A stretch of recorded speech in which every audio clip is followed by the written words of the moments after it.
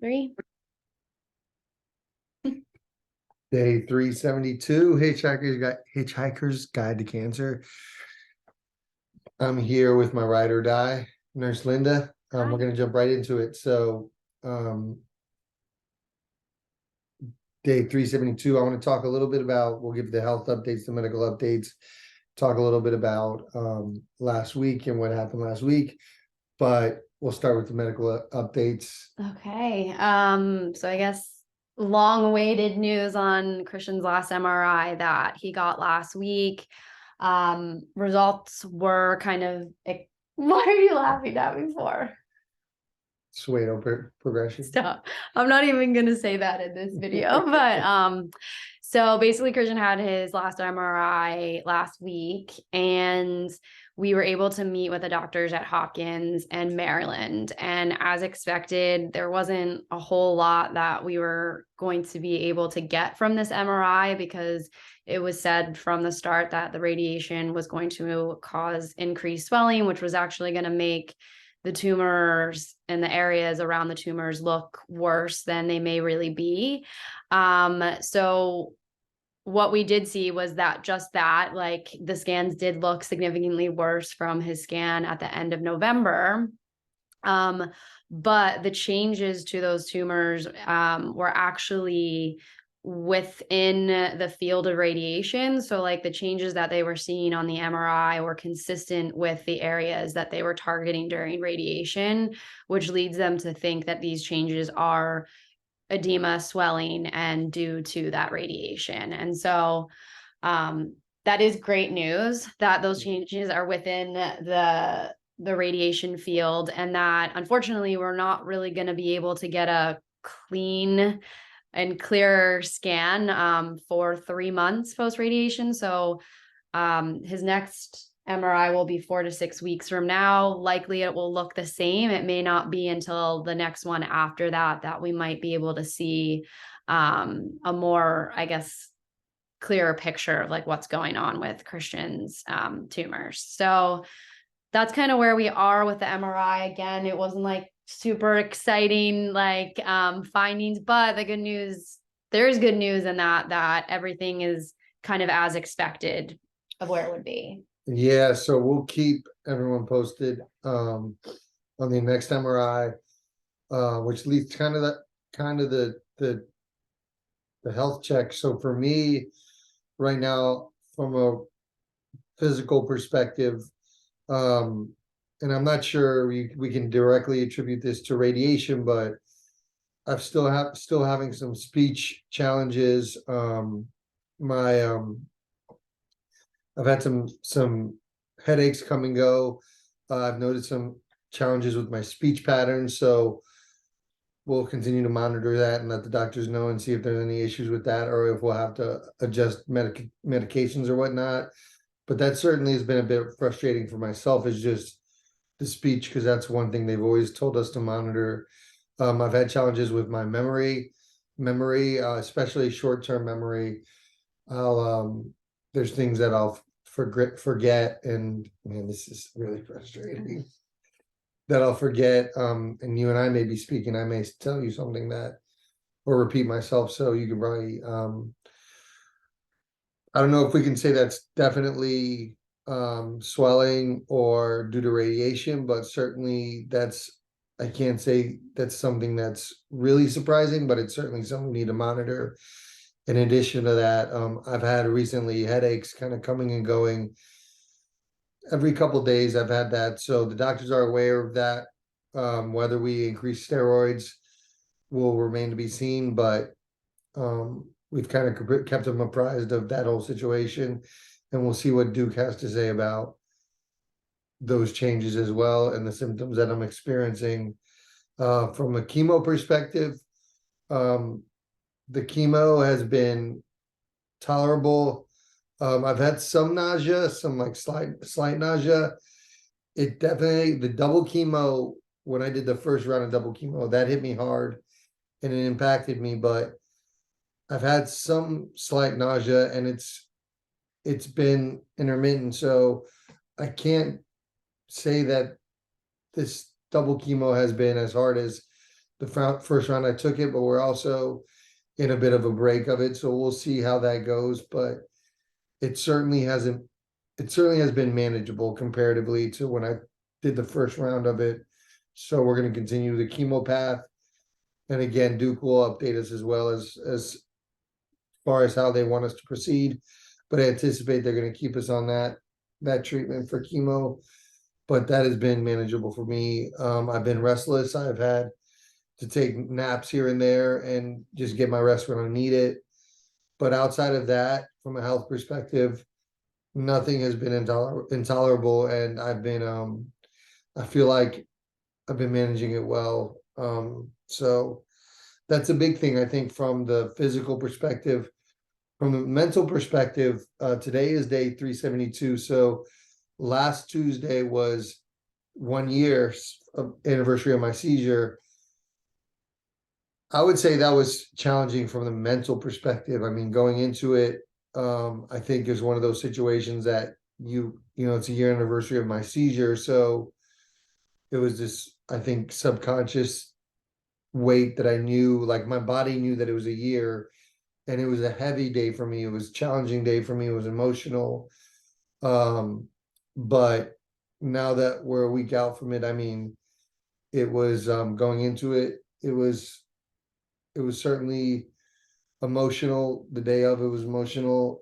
And I think it was just kind of, again, my body knowing what was going on. But so that was challenging from a mental perspective. But that coupled with, I actually had in the lead up to that, or I guess within 24 hours of that, in a 24-hour period, I had 3 falls.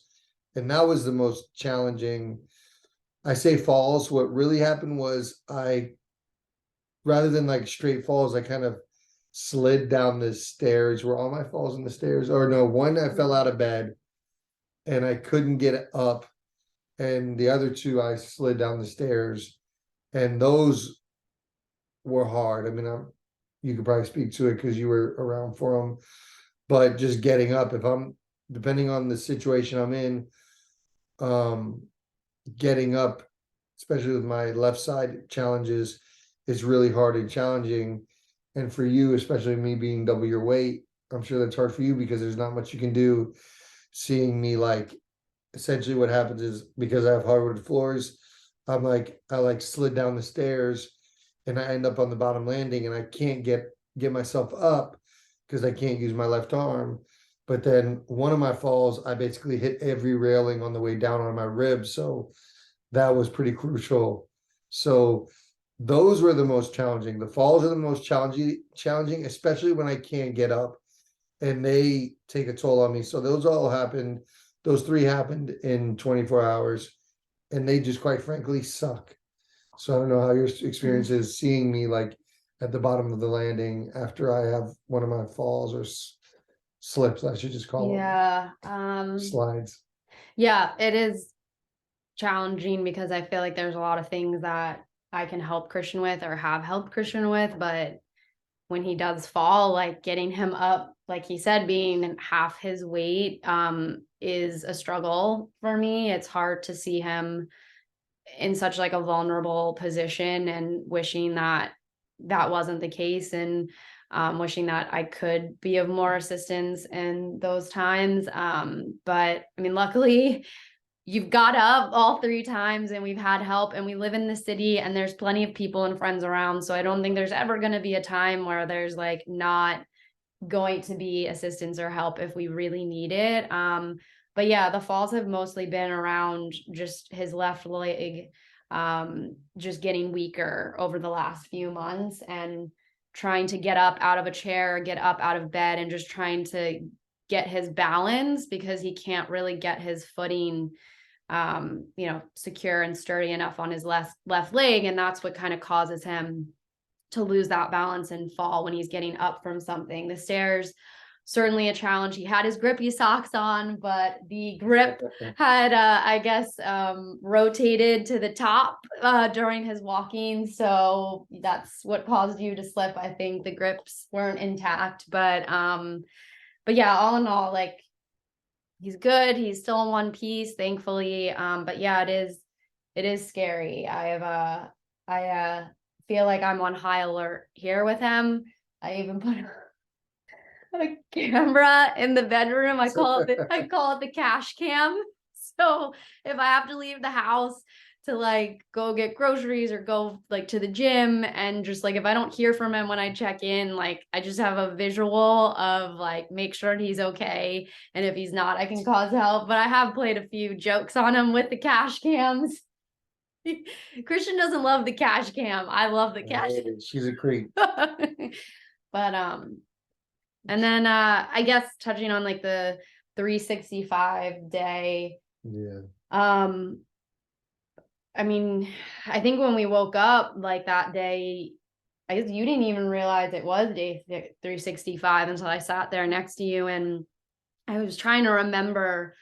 So much of that day felt so vivid of like I really truly remembered everything that happened when I got that phone call, and like I was like loading the dishwasher up when I got in. Every detail after that I remember, but I was like, what happened up until that phone call? Like, were there any warning signs? Were there anything that like that stood out? And Christian and I sat in bed next to each other, and I found the conversations we had, like the text conversations, and we were rereading them, and it was like a normal day, as if like nothing was happening. We were talking about me meeting him once he got done with his live stream. We were going to make dinner. Like it was like nothing, there was nothing. He felt fine. And so it's just, I don't know, it's just kind of crazy how life can just change like that, and there's no warning signs. And so I don't know. And it's also crazy how your brain can like remember like those traumatic experiences, because I didn't remember any of the details from the first half of the day, but I remember them very vividly from that phone call. And yeah, I mean, I think we had a lot of visitors that day and that night, and there's a lot of distractions last Tuesday. So it felt like we didn't even really sit down to like truly process like how we felt about it.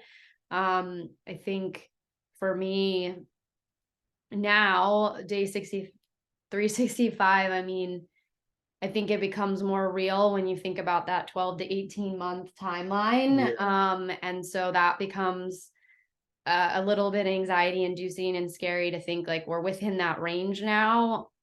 On the flip side, I'm just like incredibly grateful that Christian is still here with us, and like at 372, and like I hope those numbers continue to go up, and like I'm just grateful for just the time that we've had, and like you just still being here next to me. So yeah, me too.